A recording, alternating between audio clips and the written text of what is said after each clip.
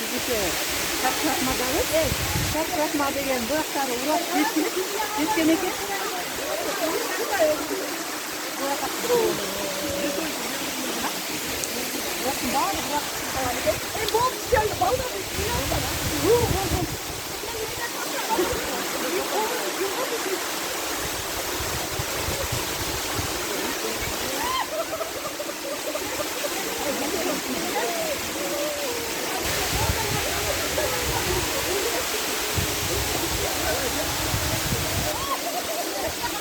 Buyoqdan yol qaltirayveradi.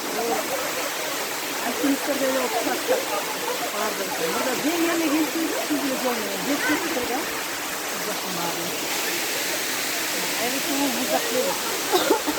O sizin yol kaptırıyor. Allah Teala da güzel bir mumda yolda kapan bulup suyu küçük böyle sorunlar. Var uçaklar. Kızlar, eskide düşünüldüğü olmuşlar.